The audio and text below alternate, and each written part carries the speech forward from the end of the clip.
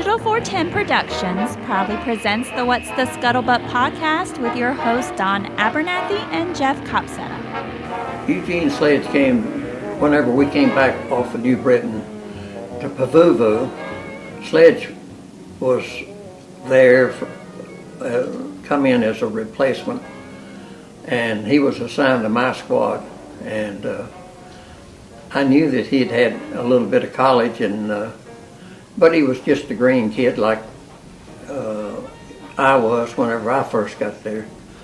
And I never thought too much about him, one way or the other, as far as him,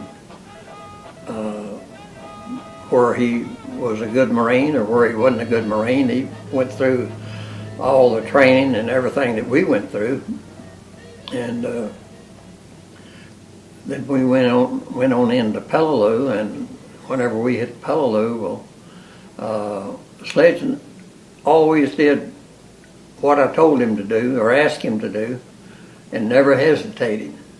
And you can't ask much more than that of a Marine, of a guy, your buddy. And I always admired Sledge for the simple reason that the way I understood it, his dad was a medical doctor, and they were pretty well off, I think, and so they had a yard boy and they had a nanny and a cook and everything like that. And Sledge, his only responsibility was to feed his dog. And I thought the kid come out of an environment like that and come into the Marine Corps as strict as they are and as much physical training as you get and mental training. I thought he did real well. And I always admired him for that, sticking in. Welcome, everybody, to another episode of the What's the Scuttlebutt podcast, your favorite World War II based podcast, and we are back again. We're excited to have, once again, Henry Sledge. But first and foremost, Jeff, how are you, friend? How's everything in Texas? Couldn't be better. Shout out, just a quick heads up, and here's the hoping everybody in Louisiana is all right from the hurricane tonight. Being down here in Florida and someone who's lived through 6 hurricanes myself, I know even on a good hurricane, quote unquote, if there is one, long consecutive days and weeks in the hot summer without power and water, even if you don't have any property damage, still sucks and can take a toll on the family, not only financially, but it's just rough. So for all the people who were just going through that hurricane today, our thoughts are with you guys. And going without being said, our thoughts are with the family members of the 13 Marines who and the corpsmen who lost their lives in the service last Sunday. But on those notes, how are you guys doing, Henry? How are you? Doing well. I'm happy to be here again. Jeff, I just thought we'd pick up kind of where we left off on last week's episode. First and foremost, we'd like to talk about the fancy things behind you. That mortar, though, huh? And that's very theme appropriate for this episode. Yeah. Yeah, I thought so. Nice piece. So last week you were telling Henry that you would like to take the opportunity to just explain a little bit about your experiences with the HBO The Pacific and all things EB Sledge and the PTO and its affected on what you've gone through. Yeah, so I guess first to tell that story, I kind of want to talk a little bit about the first time I saw a Band of Brothers. And it was kind of a funny thing looking back. I had one of my squad leaders. We were overseas, and one of my squad leaders was real proud that his wife had bought him the Band of Brothers box set. Now this would have been for Christmas of 2004. I'm pretty sure that's the year it came out. I mean, I don't remember hearing Band of Brothers a miniseries before we left. So I'm pretty sure that's about the time it came out. It was pretty new. I just found out, not to interrupt you, but I just found out from reading this book we get into later, it actually premiered 2 days before 9/11. Yes. Yep. Really? Yes. It premiered 2 days before 9/11. And in this book, they make a reference to how the impact of what the men were going through, how it was kind of obviously not intended during production, but how that spoke to what we were going through and, as a country and the blow that we just undertook. But that's actually brought up in this book Yeah, 2 days prior to 9/11, it premiered on HBO. Well, I was only 3 years off there. Well, I mean, not everybody had HBO. I mean, let's be honest. So. Well, I was in basic training. I was up at Fort Knox when September 11th happened, so maybe I was just kind of a little bit busy from then until March of '04 when we went across the berm to Iraq over there. But anyway, either way, we didn't have much time for movies, and so it was pretty fresh for a lot of us. And so my squad leader got this beautiful package in the mail. She spent whatever it was like $80 at the PX or whatever, and she bought it for him, mailed it over, and nobody could borrow it. And if he had to be there, he had to be the one to put the disc in. Nobody touched it. I mean, he was real proud of it. And I think we watched it over the course of about a week, or maybe longer, because we had stuff to do. But there was a handful of us that tried to kind of tune into it, in the evening when we got done with our missions or whatever, or whenever we had downtime. And I'd never been so moved. And maybe it was the environment I watched it in. But I definitely remember the end where, I probably watched it 100 times. And it's hard to not get a little bit emotional when Major Winters talks about, that very last scene where he's kind of signing off with the conversation with his grandson. And I just kind of remember looking around the room with these guys that I saw every day that I couldn't stand being around, kind of thing, but you're fighting next to them. It kind of dawned on me then that maybe one day I'll look back and see these guys that same way. We were 18, 19, 20 years old, or I'd turned 21 over there, but I guess it kind of made me see everything a little bit different. And so that was kind of my introduction with that mini series. So naturally, and of course, growing up, I was a huge fan of the Mighty Eighth, reading about it, B-17s, that was my thing, Memphis Belle.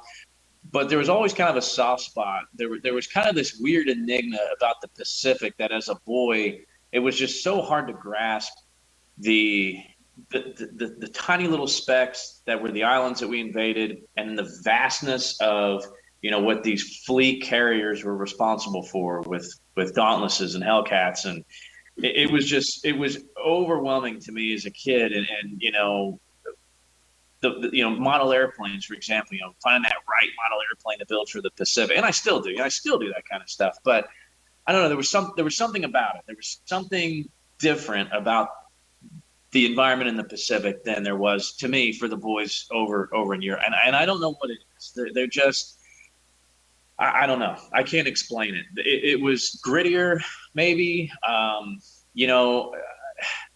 don't know. I wasn't there. There was just something about it.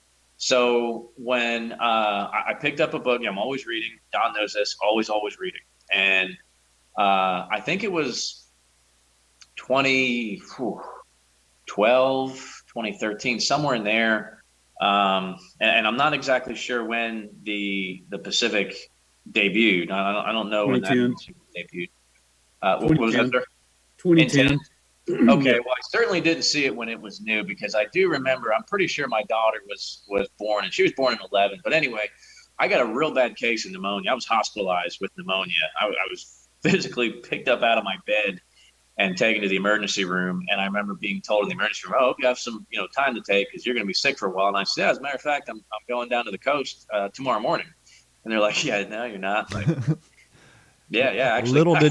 Little did you know, you'll be like Chuckler on Pavuvu. Yeah, exactly. Yeah. So the next day, I drove the wife and kids, and we took my mom down to a cabin on Copano Bay down there in Fulton, down by Port Aransas, and spent the week down there. And I just distinctly remember that trip because I was reading Hugh Ambrose's The Pacific. I was reading that book, and I didn't have HBO. I've never had HBO, so maybe that's why the miniseries passed me up. I probably didn't even have a smartphone then, so I probably had no way to see it. But I do remember after reading that book and hearing about it, oh my gosh, if this is anything like Band of Brothers, I can't wait finally, this is what I want to see. And we kind of talked about it in that last episode. I was really looking forward to the character, the Dauntless pilot in Midway. I've always wanted to feel like I'm in a Dauntless and a 70-degree dive, and the cinematic, beautiful masterpiece, and just, and I think the Midway film, recently came pretty close to what I was looking for then. But of course, now we liked it. What's that, sir? I liked the 2019 Midway movie. I really, but not to get you off track. yeah, I can talk about that one all day. But anyway, so I finally got to see it, and I'll be honest, I didn't like it at first, and I think maybe because I expected more of the Band of Brothers, even though I knew the characters in the book and I knew they weren't in the same unit, but it was really kind of confusing to watch at first. And even my wife was kind of the same way, and we've talked about this in previous episodes where around wintertime, my wife and I, we sit down, we watch Band of Brothers. It happens every year. Yep. That's going to happen. Cool, crisp autumn nights. You got to have Saving Private Ryan and then work into Band of Brothers. And as it gets colder toward Christmas, it's Bastogne. See, I live in Florida. It's hot all the time. I heard you guys talk about that on an earlier episode, and I'm like, man, these guys are talking my language. I'm the same way. It's something about a cool September, October night. I want to be watching Saving Private Ryan. You get on into the colder weather, man. It's time to go to Bastogne. Real quick, Henry, I tried to get in your camp. I went on 2 days ago, looked for a Thin Red Line, see if I can find it anywhere. I could have got it off Amazon for $3.99, but I refused to pay for it. So if there was a free version, I was going to rewatch it and give you a new acquired opinion on the movie, because it's been probably 15 years since I've seen it. If the damn thing would have been free, I just could not bring myself, based on my original opinion, to pay the $3 for it. I sat down and watched it Friday night, okay, and I don't want to. Jeff's on a channel. Sure. Here, and I don't want to get him off, but go ahead, Jeff. I mean, we could go on about that. Yeah, we could go on, but I'm saying all that for if there was anybody that's listening or anybody that's watching it right now, if they watch it the first time and they didn't like it for some of those similar reasons, watch it again, because you just can't go into that miniseries with the same mindset that you do Band of Brothers. It's totally different. And once you understand that, once you kind of mentally prepare for what you're about to witness, and it takes a couple times, there were some character development flaws, I thought, in some of the minor characters. I do remember the first time seeing it. I'll give you an example, and I can't think of the guy's name, but it's the guy that Lecky sees in jail on, was it Pavuvu or whatever? It's interesting. The guy who shot the dude on Cape Gloucester. He choked the guy. Yeah, he choked the guy, and it's interesting. Yes. You said that. I think it's Douglas, something like that. I remember the character. I have notes on that. Go ahead, Jeff, because I think I know where you're going. And when Henry and I got to talking, I went back and rewatched it. And when I first watched the series, I thought that character, and no disregard to the actor, but the way the character was presented, he was such a he was like a nobody until that episode. You're like, who's this guy again?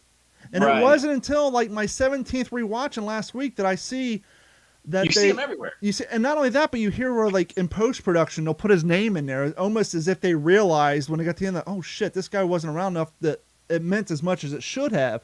And I actually had that in my notes for last week, but go ahead. I'll look at his name. Yeah. So, I mean, we're really getting picky there, but it is fabulous. And, I grew up about an hour from Raritan, New Jersey, the home of John Basilone. And, I've been to that statue a couple times. He's really something. In fact, the first time I went to Raritan was in October timeframe. And apparently I was there either a week prior or a week after they have John Basilone Day. And I guess, is it John Cera, the actor? Yeah. From the Seda. Seda, yeah. He goes there apparently every year dressed as Basilone for the parade. Really? I news to me. Yeah. But yeah, the whole Basselin family's still there. It's a beautiful little town in Raritan, New Jersey. It's got the Raritan River runs right through it. I mean, you can kind of feel the colonial times around it. Right. It's just kind of one of those little nooks of a town that kind of never really grew up. And it's really at an indescript traffic circle kind of thing where the statue is. It's not like it's downtown by the courthouse or anything. It's just kind of there. But there's like it's either a stop sign or traffic light, whatever. But people stop there, and when I was there, everybody that stopped there, they rolled their windows down, and it was cold. They rolled their windows down like, "That's our boy, that's Johnny, that's our man." It's hometown hero.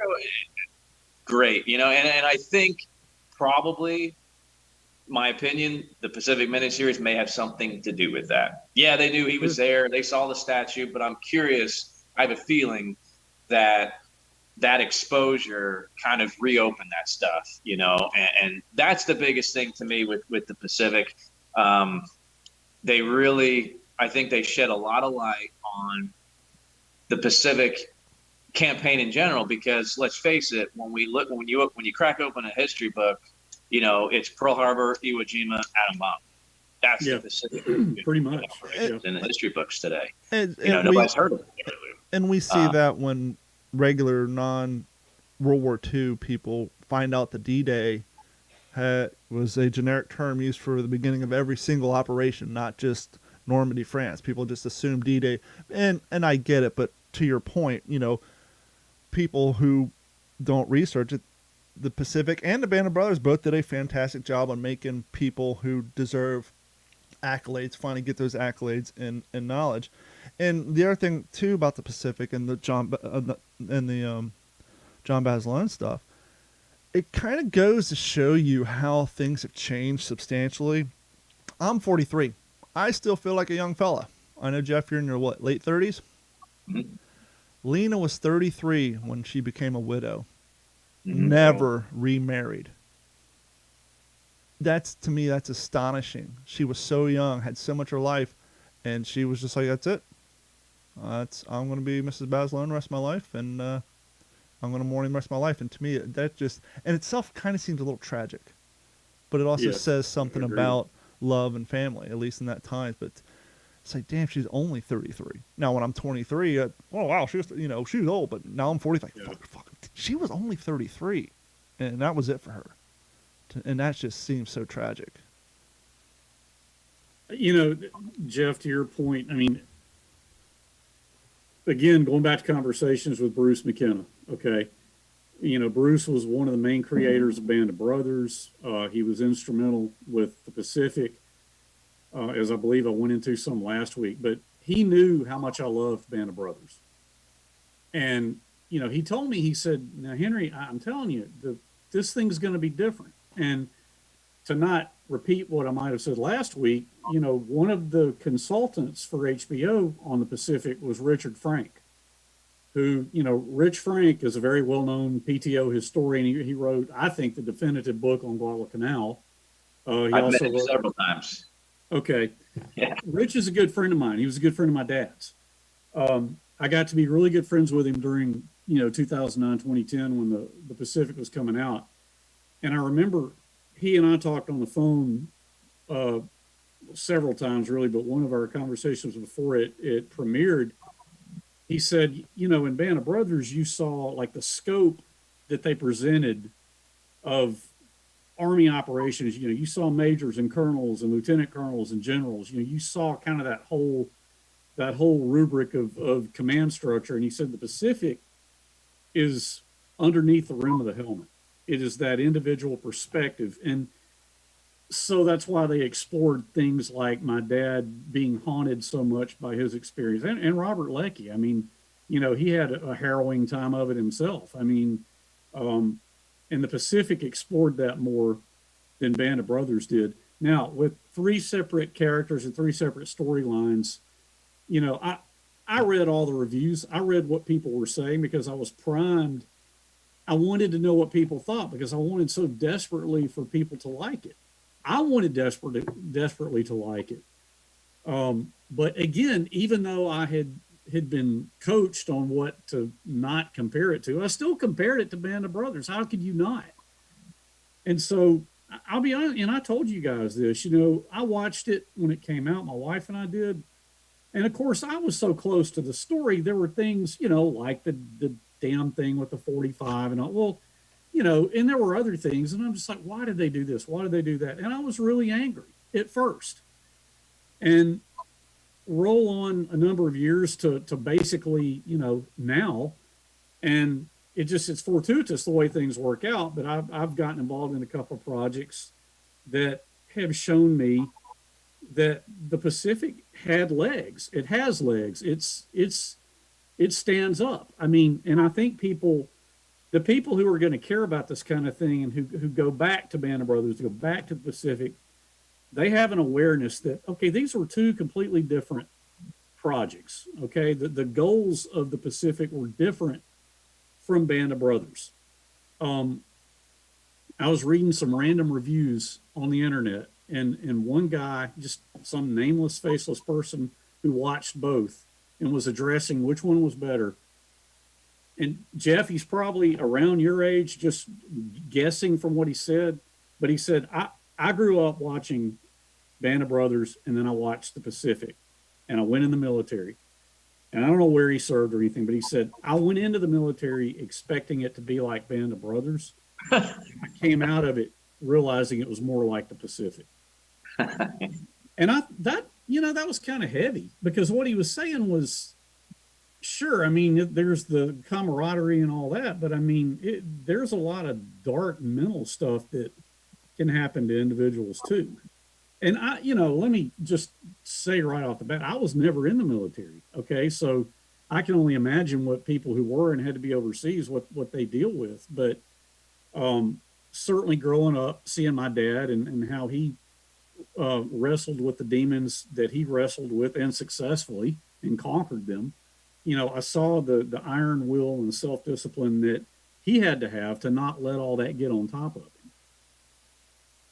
But suffice it to say that, after, here a couple of weeks ago, sitting down and saying, okay, guys, I still had the box set that they gave me out in Hollywood, still wrapped up in plastic. I hadn't even, other than when I watched it on HBO, I hadn't even opened that thing.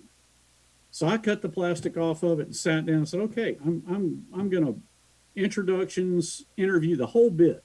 I'm going to take in the entire experience. And I watched it not once, but twice. And I completely reassessed my opinion of it. Now, look, you can't be as close to that story as I was and not wish they'd done certain things differently. But overall, I just completely reassessed my opinion of it. And I think the producers of that show, they were kind of in a damned if you do, damned if you don't situation. Yes. Because if it would have been like Band of Brothers, then, it's just Band of Brothers light. Yeah. And so they were kind of in a position where, one, it's completely different environment. Once again, for what, not only were they fighting against the Japanese, but they're fighting against the environment. But in the world of Hollywood and production and all that, they were in a sticky situation because like I just said, if they would have been too much like Band of Brothers, that would have been the criticism. And then they made it not like Band of Brothers, and for some people that was a criticism. That was a criticism, yep. Now I liked it because, as I said last week, I had read your father's book before they even announced the show, and so I went into it just stacked and ready to go because I was probably 8 months off of reading your dad's book. I actually think I read it twice. So I read it once, made the decree they need to make this into a miniseries, and when I found out they did or were working on it, I read it again. And so when his scenes came up, I was like, oh, I knew what was happening. And the scene with the entrenching tool and the Marine was having the nightmares, and I'm sure in real life it was a snafu, but when they had snafu throwing the rock into the skull of the Jap machine gunner and all that, it was like I was in. More importantly, the scene where your father's on Okinawa and he slides into the foxhole with the dead Marine. People don't realize the importance of that scene if you haven't read the book, because in the book, that Marine's body was a timepiece, a literal timepiece. Your father referred to it. He saw it the day that the Marine died. He saw it 3 days later. And every time he was going back from going out on front lines or doing the duties that he was made to do back to his foxhole, he was using the decomposition of that body as a timeline for how long he had been there, and then to end up sliding down there. And he goes into great detail talking about how the soil and the maggots and all that stuff. Yep. And so that scene itself was kind of like just kind of thrown in there. I wish they would have put a little bit more of the timeline in, but once again, they had to push it down into one episode, whereas, you know, Peleliu, they did 2 episodes. But, you know, for me, I enjoyed it because I knew the subject matter was completely different, because I was already off the book twice before I even sat down and watched the initial viewing of it. So I greatly appreciate it. But I can understand how, you know, I've had this conversation multiple times with different people, and it is interesting, and I think this is a good challenge for those watching or listening to this podcast who maybe were in both you and Jeff's camp, and maybe my camp with the Thin Red Line. I may go back and like it, but give it a second watch, a third watch. I think you'll definitely come around. And Agreed. Speaking of Band of Brothers, we didn't get to this last week. You were getting ready to participate in another podcast. If you want to give us a little plug on that and send people that way, it's a very cool project, Yes. and I'm stoked for you on this. This is very exciting. So there is a project called We Happy Few 506.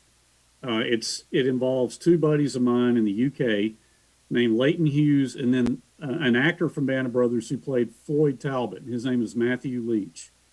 They have gotten together, and I don't know when they started this, but they started doing live Zoom watch-along chat events following Band of Brothers. And they would involve different actors, writers, creators, producers, just anybody from the entire Band of Brothers camp that they could get involved, and some family members. And it would just be a very nominal ticket price, but people would get a ticket, watch this thing, see these people come together, watch the particular episode. Sorry, we're getting some local alerts here. Yeah, I can imagine. But it's garnered quite a following. Well, so after they did some of this, they were also fans of the Pacific. They said, well, hey, let's do something and cross over and cover the Pacific. And so they reached out to me, and it's been several weeks ago now, maybe a month ago. And we had a couple of initial conversations, and I don't want to give away any names of actors who are getting on board, but man, it's like a train coming through town and people are just jumping on it. And they're going to be writers, people who are producing, directing, like I said, some of the actors. It's the people are jumping on board. So I think the first event for the Pacific will be September 4th. Okay. But for right now, I guess they're going to have information on the We Happy Few 506 website. That may splinter off and be its own thing at some point for the Pacific. But as of right now, anybody wanting information on that could go to We Happy Few 506 and get some. And as always, we always incorporate any relevant links like that on the WTSPWorldWar2.com. So if you're watching this video or you're listening in your car, once it goes live tomorrow, obviously you don't have to worry about jotting it down. Just whenever you get home or pulled over, whatever, just get out your phone or on your computer. Just go to WTSPWorldWar2.com. On the homepage, you'll see the link for this episode. Go there, and there will be links to that website and any other content we talk about. We do have a mail call coming up, but before we get to that mail call, since we're kind of on the subject of Band of Brothers, Jeff and I, we've had some authors on in the past, and a lot of times in the past, I would have an author on after I read a book, and Jeff's gone after some authors after he's read some books. And so when we suggest a book to you, it's because, we've read the damn thing, we think it's a great book, and we want to share it. Well, Hang Tough, which we had the author on, this is a little different because, Jared had been on our podcast, I think 3 times before, because not only is he a reenactor, he's a historian, and he's just a great guy. His knowledge base is insane. And so when Jared was talking about this book on his Facebook page, and give credit to his co-authors, Eric Dorr. So this is Eric Dorr and Jared Frederick. We had him on talking about this book. This is Hang Tough. the World War II letters and artifacts of Major Dick Winters. And what separates this book between any other Band of Brothers book you've read, 93% of this book is transcripts of letters that Dick wrote to a woman that he met in basic training, in officer training school named Dieta. And so basically after Band of Brothers came out, Dieta's daughter contacted him and said, "Are you Dick Winters?" And he's like, "Yeah." She called him home. "Band of Brothers, Dick Winters?" "Yes, I am." "Do you know Dieta so-and-so?" "Yes." "Oh, I haven't talked to her since." "Well, I have every single letter that you sent to my mother during your communications." And she sent him a photo album with every letter, to which him and his wife, much like your father and your mom, Henry, sat down and painstakingly typed out. And not only typed out multiple copies for all the kids in the family, in both families, and kept the originals for themselves. Well, when Eric and Jared got access to this stuff, and they're looking through all the Dick Winters estates material, they came across these letters, and they're like, boom, there's our book. If you want an insight on this guy, read this book. The letters, you feel you're reading his own personal writing, his own vernacular, his own thoughts. And I'm in the book now. I just started a few days ago because I just finished China Marine. I'm at the point now where he just did the D-Day landings, but just what was going on in his mind through officer training school and going home before. This is a fantastic book, and I strongly suggest you guys. I got this one on Amazon. If you're a fan of Band of Brothers or Dick Winters, but you want an insight into the mind and thought process of Dick Winters, this book is just amazing. I can't put the damn thing down. I was reading it for like 2 hours before I took a nap before the podcast today. So I strongly suggest going out and getting this book, because, you know, it's one thing to read other authors, and Jared and Eric do a great job filling in the gaps in between letters, but just reading their own words, it's just mind-blowing, because you feel like you're having a conversation with the guy. It's just a crazy thing real quick, because we got to get ready to take our break. I'm kind of into fitness. I do OCR training. I go running all the time. I lost 40, 50 pounds a few years back. Dieta is writing to Dick Winters about his diet and his fitness regimen, because as you guys seen from the photos, the guy was built. He was in great physical shape. The fact that he's telling her things that fitness people talk about now, which is there is no secret. It's all about diet, exercise, watch out for your carbs, eat more proteins. This guy was telling her things back in 1942, the honest truth about fitness and diet, and not calling it a diet. It's a lifestyle change that, you know, fitness people are trying to get out there now to squash down all the lies about the magic pill, about the Slim Fast and all that. And it's like, there's no secret. He was talking about it in 1942, and yet we're still wondering what the magic secret is. And so just, it's so amazing how things even back then, a lot of it is true to today, and the things they talk about, it's just, I cannot suggest this book enough. So I highly recommend you guys go out and get Hang Tough, the World War II letters and artifacts of Major Dick Winters. And I actually sent Jeff a photo, and it may have been published before, but I don't remember seeing it. They actually have a photo of the court-martial papers between Sobel and Dick Winters in here, and they have a bunch of previously unpublished photos.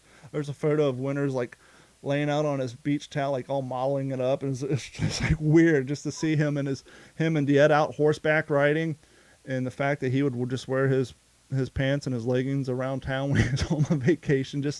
If you really want to get to know Dick Winters, get that book. Whew. Got that out of the way, but go ahead, Jeff. Speaking of books, real quick, I just wanted to say that I think the first book I ever read about World War II, I want to say I was either 11 or 12 years old. I was young middle school age, was Richard Chagaskis' Guadalcanal Diary. I have it right here. And I want to say that's the first one, and I probably read a couple hundred, 400 or 500 books on World War II since then. But I want to share this with Henry. My 15-year-old son is reading your dad's book right now. Oh, cool. And I'm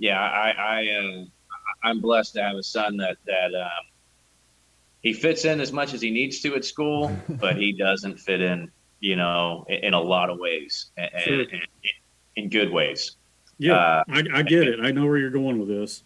Yeah, and I just want to say, if anybody's listening that has any kind of authority or clout or anything in the movie business, could y'all keep the the wall banging sex out of these miniseries, please? Mm.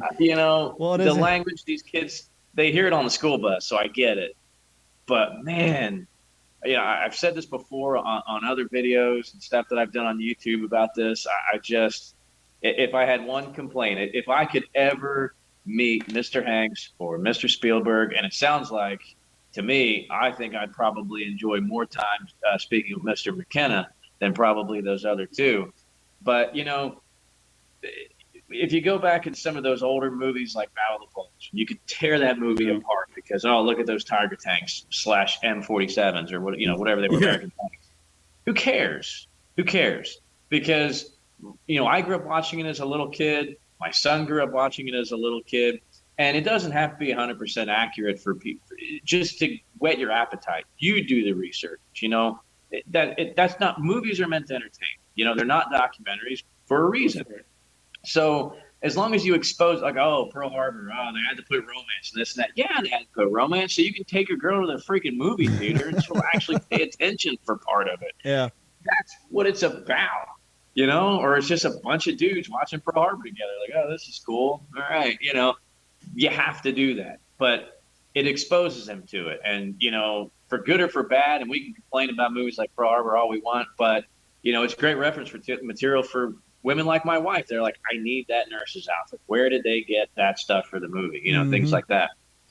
But yeah, if they could just keep the other crap out of it, man. I want my kids to see this. I mean, my son grew up on the edited for TV version of Saving Private Ryan. I mean, we'd watch it a couple times a year. He loved that movie. Yeah. But anyway, well, that's my. On that note, Jeff, my son's 13, okay? And I have only just this year started to peel the curtain back. He's always known that his grandfather, he's always known about lithiol breed. I mean, that's just part of the DNA. There's no way he can't know about it. But I've started to peel the curtain back on the Pacific. There's a lot of it I haven't let him see.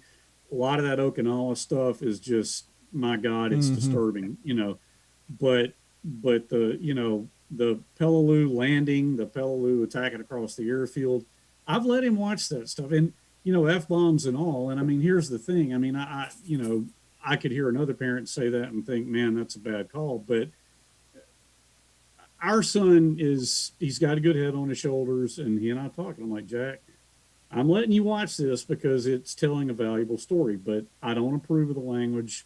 Don't want you using it. You're hearing it enough at school, Right.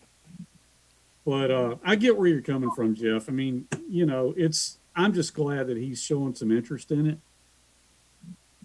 I don't want to cut you guys off. We're down at the bottom of the countdown clock. So for you guys watching at home, hold tight. We'll be right back, and we'll finish up with second half of part 2. We'll be right back.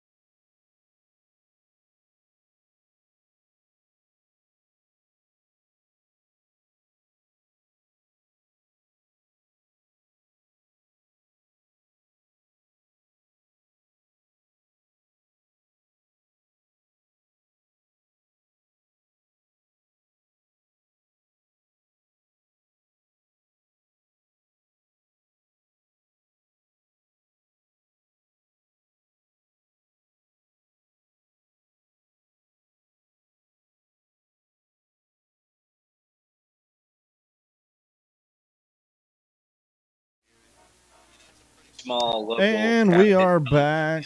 And thank you guys for that quick little interlude. Hey, there's Jeff. He's sneaking on the screen. You know, Jeff, before we went to break, I just kind of want to say, as far as what the things we're talking about the sex and all that, that's kind of like the default template for HBO programs. You go back like to the early days when they were kind of making a name for themselves as far as exclusive content. It's almost like that's how they get people to come over. Hey, what separates us from TV shows is we can show nudity and high profanity. And so it almost seems like every single HBO series, you're going to see at least one topless woman at some point. And so it just seems to be part of the generic template. But I understand definitely what you're getting at there, especially when you want to share it with your kids. And maybe it'll be an episode for the OG5 podcast, because the content really doesn't fit well here. Carrie and I were just having that conversation earlier. We saw a new commercial for the new release of Cinderella, and it being 2021, the fairy godmother is, well, yeah, not a woman. So yeah, of course. They had to change things up. So he's still going by the name Fairy, but yeah. So take that for what it is. So, and we're talking about, like, what if you're that's fine and all, but what if you're a Christian-based fan? Well, then you go and you watch the 70-year-old version of the cartoon and not the live-action one. But anyhow, I digress. Mail call time. Ooh, yeah, hold on. I actually did some production on this a little earlier. Oh, I thought I did. Oh, look at that. Yep. See, this is why I need a producer, so then they can hit all the buttons in the background. Oh, yeah, I did.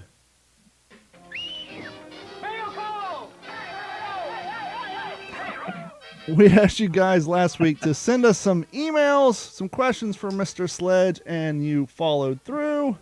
And so we do have a stack of emails and questions and a pretty deep conversation about the HPT cap. Maybe we'll save for another episode. Let's see here. Jonathan from Facebook says, the What's the Scuttlebutt podcast. I did not jot down your email, so I hope you'll take it here. Mr. Sledge, what is the most important thing or things you want people to know about your father and remember him for that we do not know? And you spoke of your mother, same question as well. Thank you, sir. What I would say in response to that would be that what people don't know, and having watched the Ken Burns 2007, The War, and then the Pacific, they see a guy who, as we have discussed, was really haunted by some terrible things that he went through in the war. What nobody would ever really know, and only I could share with them, was that the real Eugene Sledge, that all that was true, okay, as it was for a lot of young men who came home. But man, Eugene Sledge had a sense of humor that few people could imagine. I mean, I knew, he was a college professor for his entire career, and I knew a lot of people who had him for a teacher or a professor.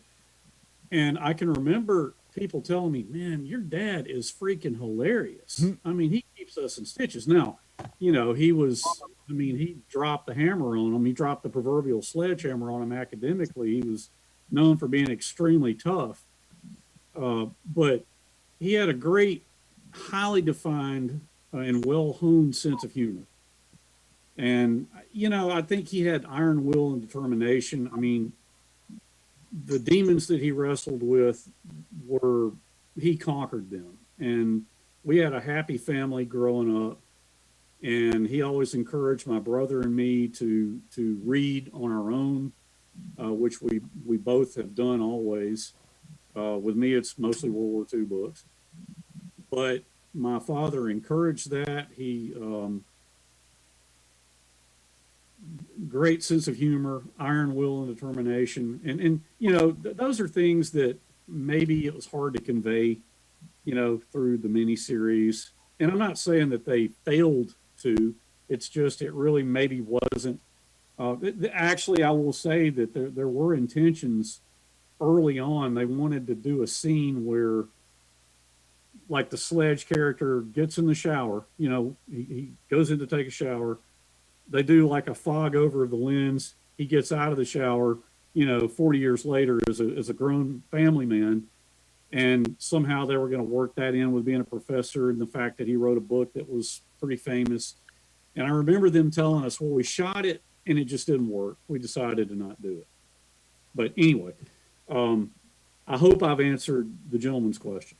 The first half, and I have a follow up about his question about your mom. But real quick, you and I discussed this, I think, probably off the air, and Jeff and I have talked about it on air. When it comes to these miniseries, they have so many episodes to get so many messages across, and obviously sometimes they take broad stroke feelings or thoughts that they want to convey and append it to a character. But one of the things that kind of, especially after reading China Marine, I don't want to say a disservice, but a kind of a misdirection. As far as at least I can make out from China Marine, your father did not have a disdain for the Marine Corps uniform, as in the Pacific. Oh, I'll never put on that uniform ever again. No, he loved the uniform. In China Marine, he went out of his way to explain how the Marine Corps dress greens were finer uniform than the Army's Class A uniforms, and how when he got home, a lot of people don't realize this. These guys have been gone 2, 3, 4 years. They're bigger. They're taller. A lot of their old clothes didn't fit them. And even though the economy was bouncing back, you have all these guys going home. You know how hard it is to find Uncrustables at the grocery store now that kids are going back to school. Imagine millions of young men coming home trying to find clothes. Your father said he wore his uniform for quite a long time until he had the ability to rebuild his wardrobe. I don't know, and there's a picture I want to grab if I can step away for just a second. But you make a good point. I mean, when he said, "No, I'll never wear that uniform again," that had nothing to do. And I'm not saying anybody inferred this, but that in no way was a recrimination of having been a Marine, being in the Marine Corps. I can tell you this. I mean, all his life, on the leather belt that his everyday belt. Mm-hmm. My dad had an EGA on that belt. When he was a middle-aged college professor and I was a little kid and I would go over to the campus to go in his office and visit him, you'd walk in his office and it had this, institutional metal filing cabinet, right? Every office had one. And on the end of his, there was a maroon sticker. And I just remember this from early childhood. That sticker was, "When you're the finest, it's hard to be humble, United States Marines." And, and of course, in the 70s, think about who a lot of his students were. Mm-hmm. Young guys coming home from Vietnam. Mm-hmm.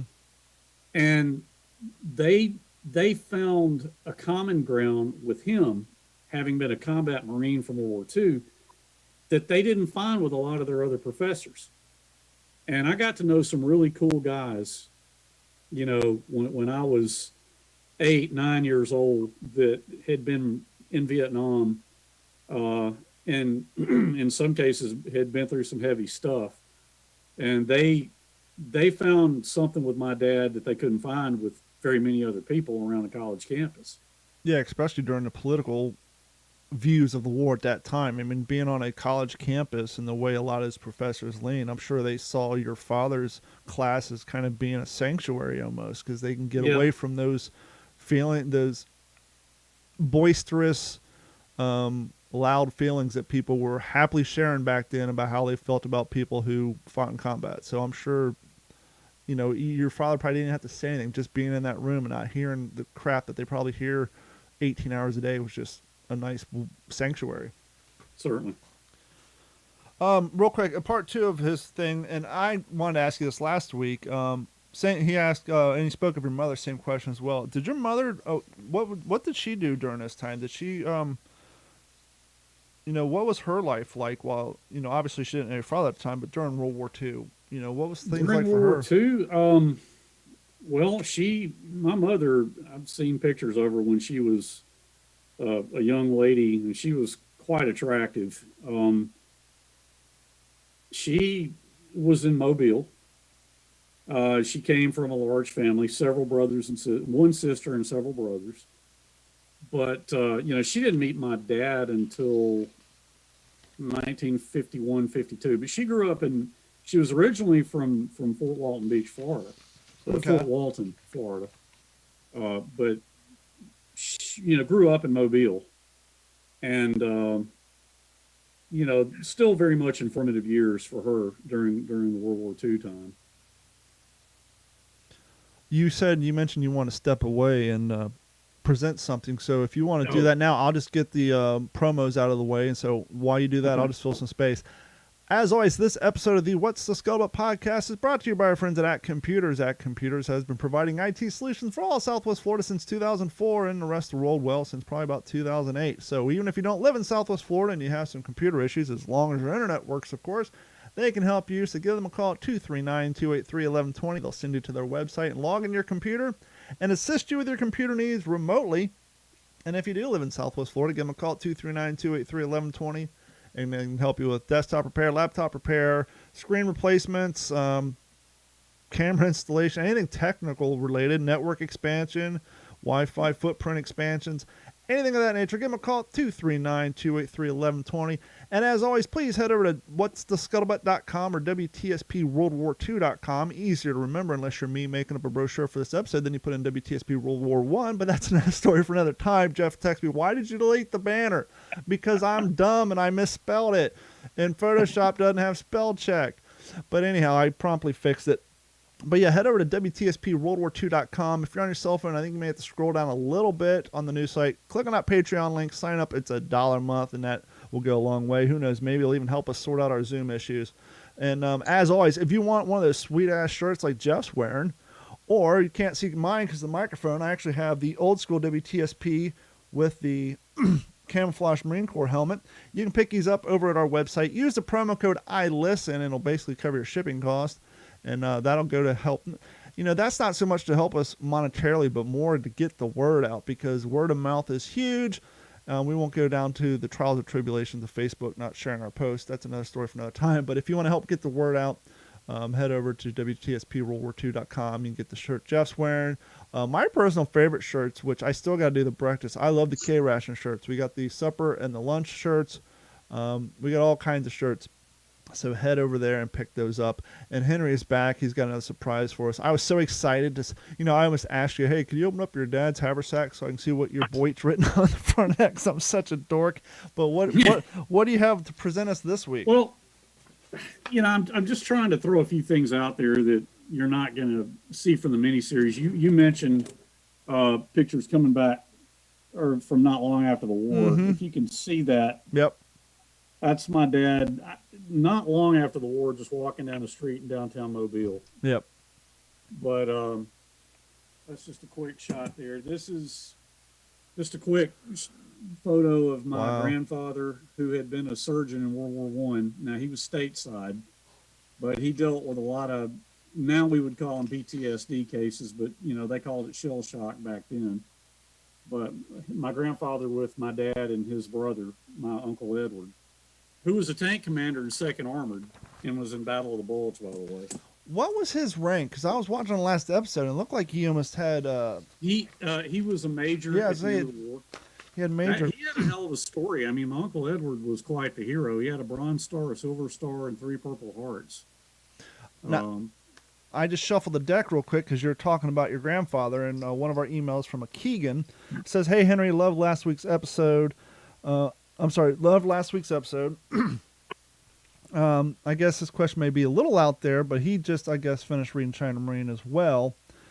And he was referring to how your grandfather was so insightful, because he was telling your dad shortly after the hunting trip, and your dad's struggling to find his way in the world. He told him, go be a biologist, be a PhD, but do not be a medical doctor, because, well, the government's intervention of socializing medicine, that it's going to deter doctors and patients alike. And Keegan was saying to him that was so insightful, that your grandfather was so many years ahead and seeing which way the wind was blowing in that topic. Was he developing that into a question, or was he just more of a statement, I guess? My grandfather, I mean, I didn't know him. He died, I think, in 1953, 54, I believe. But my dad always felt like my grandfather was what kept him grounded, and really helped him keep his head on straight when he came home. And I think the dynamic that they showed in the miniseries was pretty I think it was pretty spot on. I can remember my dad telling me about how, my grandmother was pretty strong-willed, and I mean, she sometimes didn't know when to stay out of certain situations, and she would really have a lot to say about my dad when he was just sitting around, kind of, just trying to recuperate psychologically. And I remember my dad telling me that Pop was what we always called my grandfather, or what they called him. And he said, Pop would just come in and lay into her and just say, Mary Frank, leave that boy alone. You have no idea what men like him had been through. I mean, the scene they filmed in the miniseries was spot on, was as far as that goes with my grandfather and my grandmother. But yeah, he was a very smart man. He had been a major in World War One. Like I said, he was stateside, but he had been a doctor, had treated shell shock cases. They even had at their home in Mobile, which was a place called Georgia Cottage, and that's the house at the end of a very long driveway. I don't know how well you can see it. Yeah, we can see it. That's on Spring Hill Avenue. Now, my grandmother sold that house in, I think, 1975. But before my dad shipped out, when he was still like 17, 18 years old, they would have wounded soldiers and service people come out to the house and stay to convalesce. Wow. Well, I've even got a picture somewhere of one of them had his wedding at their house. And there's a picture of this young, looks like an army officer with his bride, whole wedding party in my grandmother's, front living room, or parlor as they called it. And, my dad's in the corner of the picture. He just looks like a 17-year-old high school kid. But, yeah, my grandfather was quite a guy. One of the great regrets of my life is never having known him. Yeah. Next email comes from Mr. Galen Wagner, who's been on the show once or twice. And as we said last episode, we owe everything to Galen for hooking us up, because Galen is the one who texted me at an early hour in the morning asking if I was interested in having you on. Absolutely. He said, I would like to know if Henry knows about Sledgehammer's time at the Marion Military Institute. Did his dad talk about it at all? Did he believe that his time there had an impact on his life moving forward? Thanks a lot, Galen Wagner. That's a really good question. I wanted to be prepared to give the best answer I could to any potential questions.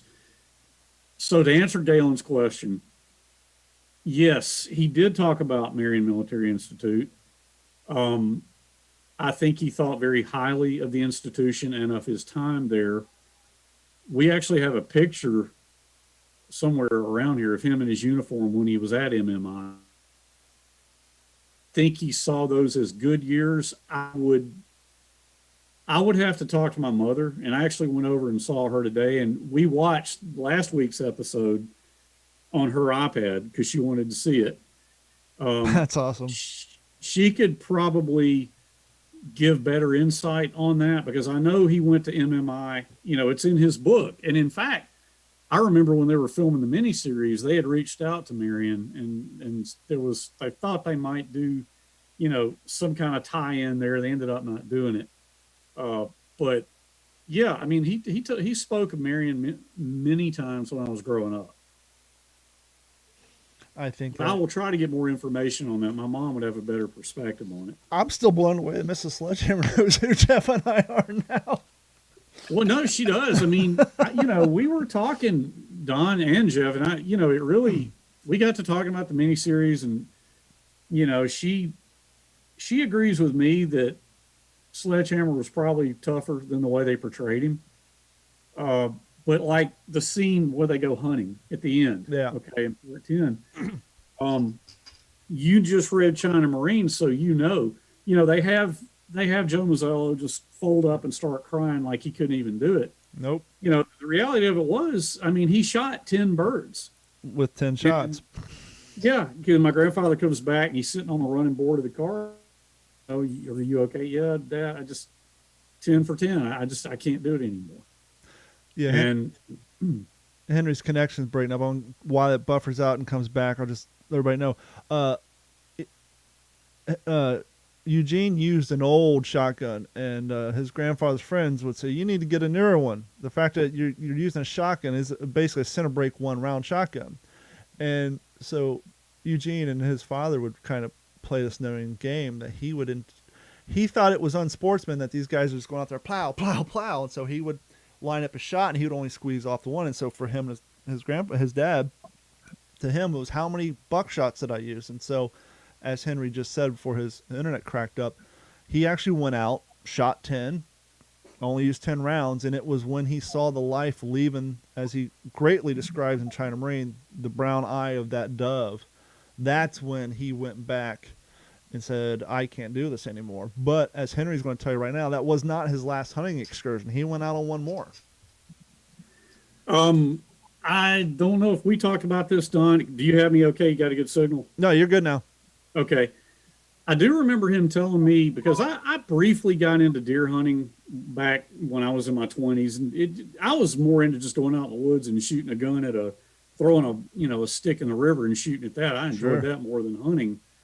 But he thought it was great that I wanted to hunt. He fully supported that. But he and my grandfather went deer hunting one time down on the Alabama River with some friends, and I remember my dad telling me that he was in a stand right there by the Alabama River, and they were running dogs, and he heard the deer crashing through the woods, and this young 4-point just stopped. I mean, really close to him. And, my dad said, I was standing there. I could have taken that thing out, and he would have never known what hit him. And he said, I stepped out and I whistled at him and did my hands like that, and he took off. He said, I had no desire. That was like ambush. I mean, he said, I had no desire to kill that thing. And then everybody else came up, oh, Eugene, man, that thing it had to come right by you. And he said, yeah, I didn't see it. I don't know. In the book, he was saying earlier that trip, he actually shot one with a shotgun. And he told the property owner, there's no sport in that. You can't miss with a shotgun. And so when the guys went out for the second round, the property owner took him down in the story and gave him a rifle. And so your dad sat down there with a rifle because he felt it was more sporting, but then he saw the majesty of it and he had no interest. And so he actually did bag one earlier that day, but that was his last, after seeing that buck and the does in the river, no interest. Can I share an anecdote with you? Please. I remember sitting in my dad's study, when I was a kid, did it many times, and just talking to him about this stuff. And, he was a biologist. Everybody in Montevallo knew the depth of his scientific knowledge. They knew that his specialty was birds, the study of birds. And if a bird flew into somebody's plate glass window and got hurt or something, they would bring it to my dad. And I can remember, and I'm juxtaposing something here in his character, but I can remember a young baby bird somebody had brought him, and this thing was pretty bashed up. It wasn't going to survive. And we he was holding it in his hand, and he held it in his hand when it died. And he said, I'm just trying to keep it warm, because it's not going to make it. I can tell there's no way. And so we sat there with it, and the little bird expired. And my father was really compassionate in that way. Now, skip ahead to another time. We were sitting in his study, and I remember we were talking about his World War II experience. And I asked him, I said, Dad, how many Japanese soldiers do you think you killed? And, he looked out the window and he said, well, the 60 millimeter mortar was pretty effective weapon. But he said, I know what you're asking me. And he thought about it for a minute, and I'm not going to say what he said. I'm going to keep that between him and me. But, just the matter of fact, and he did, it's not something he bragged about or was proud of. It was his job. That's what they were there for. But, he could matter-of-factly answer that question, completely devoid of any emotion. Next one comes from William. So he loved the episode last week. Question he had is, did your family, actually that's not the one I didn't want to read that one yet. Here we go. Ron. Good afternoon, Mr. Sledge. Quick question. Did you ever have the opportunity to meet Snafu growing up? Did he ever come to your house and visit your father, or did you ever see him at any of the reunions that your dad went to? Just wondering. it was sad to see how they didn't get a chance to say goodbye on the last scene of the miniseries. Thanks, Ron. I did meet Snafu in 1984. I came home, I grew up in Montevallo, and I graduated from Auburn University. But before I went to Auburn, I did go to Montevallo for a couple of years. And I can remember I came home one day from class, and I walk in the living room, and I see this short, stocky guy sitting there with his wife. And I knew who Snafu was. I mean, I literally grew up hearing the name Snafu. It just, imagine conversations you've had with each of you, with your dads, things they would say. I heard the name Snafu all my life. And we even thought about naming a dog that one time, but we didn't. But, I walk in and my dad's like, Henry, this is Snafu. This is my son, Henry. Henry, this is Snafu. I knew immediately who he was. And, hey, you doing? It's good to meet you. I mean, your daddy and me are good friends, and it was cool to meet him. In 1984, I was 21 years old. I was a college kid. I had other things on my mind, but I look back on it and I wish I'd spent more time in the room with them. Yeah, I can imagine. But I felt like, hey, I'm home from college. The adults are trying to do their thing. I shook his hand and, looked him in the eye and told him what a pleasure it was to meet him. And then I made myself scarce. And I look back and, man, I wish I'd stayed in that room longer. Yeah. But yes, I did meet him, and I certainly all my life knew who Snafu was, and would love to meet a member of his family. I mean, my dad I heard so many stories about Snafu. I can imagine. Yeah, it'd be interesting to hear from his family how they felt about their father's representation in that miniseries. Because I think they were very happy. I think, yeah. I would hate to be proven wrong on that. I think they were. But he has family to this day in Louisiana, somewhere in Louisiana. But I've not had the pleasure of meeting any of them. The email I started reading from William says, I just had a question for Mr. Sledge. Did your family get invited out to the HBO red carpet premiere if they had one for the miniseries, or did you guys just watch it on HBO like the rest of us? There were a number of premieres. When I say we, my mother and I, because my brother really didn't want to go, we flew out to Hollywood to go to the Hollywood premiere. That's where I met Tom Hanks for the first time. And then they had a premiere in New Orleans at the World War II Museum, and we went to that premiere. So the answer to the question is yes. Very cool. This one I think maybe gets into the controversy or the topic of the HPT hat, the Marine Corps versus the Army. Brandon Mallory seems to know a lot about the subject. Great podcast, guys. Regarding the types of the Army/USMC caps, aka covers, here are pictures as way of clarification. The cover without the EGA on the front was used by the Army and Marines personnel alike and is technically an Army 1941 pattern HPT cap. The round dome HPT cover is actually an Army Air Corps mechanic's hat, because I accidentally said that the Army's seen more round like a ball cap, and he sent a picture of the baseball cap style. That's not what I meant, but that was on me. Let's see. The rounded dome hat HPT cover is actually an Army Air Corps mechanic's hat. The HPT cover with the EGA on the front is a P-44, the 1944 pattern P-44 Marine cover, and from photographic evidence was used as early as Iwo Jima and Okinawa. E.B. Sledge's cover is the M1941 Army pattern. Now, obviously, I don't have any originals, and I know you have your father's, and maybe you can look on it at some point.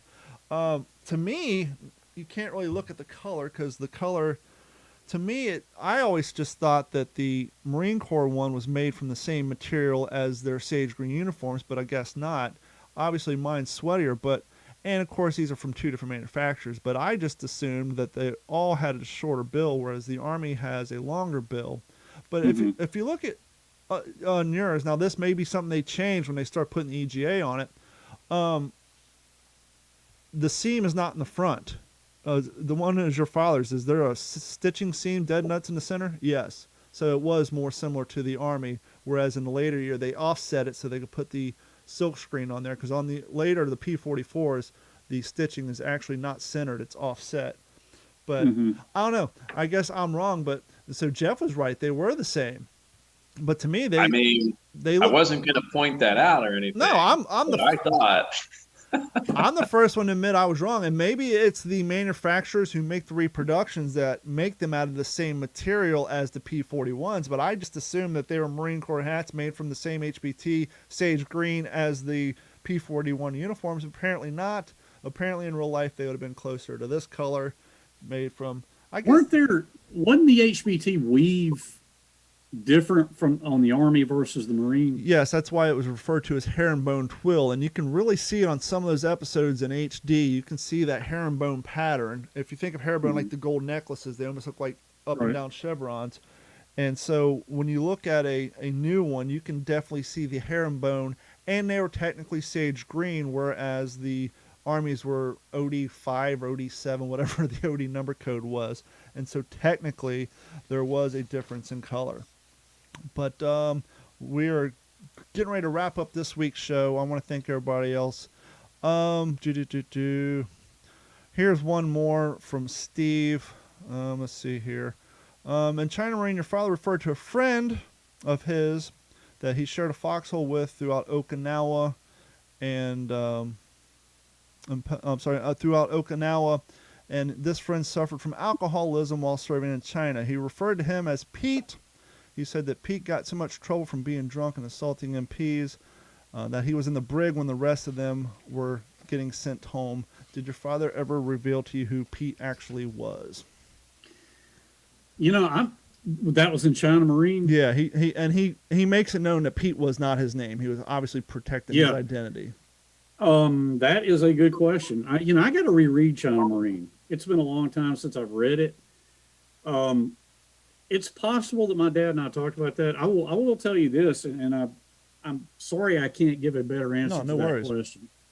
But this afternoon when my mother and I were talking, and this is, look, man, the world owes a debt of gratitude to my dad's wife, because to my mom, because number one, she's the one who suggested he publish the book, which we talked about that last week. But I didn't remember this, but my mom said, there were, like anybody, you serve with a bunch of guys. There are going to be people who acquit themselves well, and then people who maybe don't. They break and run under fire, or they crack up, whatever. And my dad talked about some of those things. I didn't know this. My mom said he had wanted to, he used everybody's real name, unless he said otherwise, like in the case of Pete in China Marine. She said he wanted to use everybody's real name regardless. Yeah. And she was the one who said, well, hold on now. Let's not, these people have families. They, people are going to read this book. They're going to know, and so he acquiesced to her wishes, and very wisely so. But I'm sorry I can't give a better answer to the question of Pete, but I do know that I think there was a lieutenant that he called Shadow. Mm-hmm. And, I remember my dad talking about that guy, and, I think it was, my mom felt very strongly that he should not use real names in the case of people who were not going to be spoken of in the best of terms. I think someone may have made that same suggestion to Robert Leckie, because he used a lot of guys' names, but there was one lieutenant he strictly referred to as Lieutenant Spearmint, like the gum, because he did not speak of him fondly. And I think someone, or maybe he thought of himself, but yeah, there's definitely a few people in A Helmet for My Pillow that he protected because they weren't being portrayed very well by giving them nicknames. And they were nicknames used, but at no point in that book were their real names published. We're going to wind down this episode. I want to thank everybody once again for hanging out with us, and Henry, you coming back. And once again, head over to WTSPWorldWar2.com when this episode airs, and we'll send you guys a link for the Happy Few, the 506, because as Henry said, they're going to do a crossover episode referring to HBO The Pacific, and he's going to be joining in on that. And Jeff, you have any final words for anybody? Yeah, well, first I want to thank Henry again. I look forward to talking to him again. Now that I've got your contact information, don't think I won't be reaching out because I've still got Yeah, a million please do. questions. Yeah, poor Henry. Yeah. I text him like at 11 o'clock at night. We'll be friends for life. I know that. I don't know if I should reveal too much about some of the future episodes, but I think Henry would appreciate this. I was reached out to, and I've told Don, I was reached out to somebody who's asking to have Don and I on his podcast. And I think Henry, he mentioned that he's got you booked for sometime in October. Yep. He's a retired lieutenant colonel, but he also gave me, he's a Marine lieutenant colonel.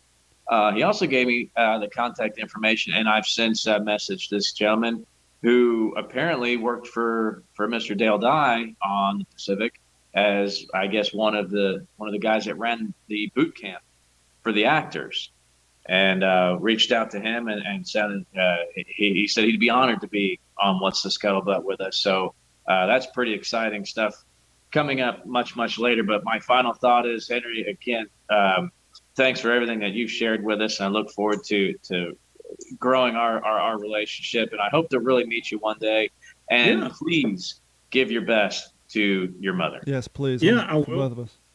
I hope this isn't the last time, guys. No, our door is always open. We'll have you on anytime, whether it's to promote Totally new enjoyed it. events. I love ETO stuff too. Yeah. So, Yeah, you and I were talking the other day that, Jeff and I will be happy to have you on to talk about things completely not based on, the Pacific or your father, just sharing World War II knowledge altogether.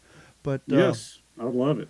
Yes, definitely give your best to your mom. And that is going to wrap it up for this episode of the What's the Scuttlebutt podcast. Thanks, everybody, for joining us on the live stream. Please, as Jeff and I said, word of mouth is huge. Please share us with your friends on Facebook, Twitter, if any of you guys are still on there, because, well, we won't get into that. But any of the media outlets or even the old-fashioned email, just send a link to our show to your friends, and please get the word out. And if you're on iTunes or any of those podcast apps that allow you to give a review, please give us a good review and share us, because the more reviews we have, the more likely Apple will share us with other people who listen to other educational podcasts and all that good stuff. On the behalf of Jeff Copsetta and Mr. Henry Sledge, my name is Don Abernathy, and we thank you guys so much for joining us, and we will talk to you all very soon. This has been a Digital Fourten production.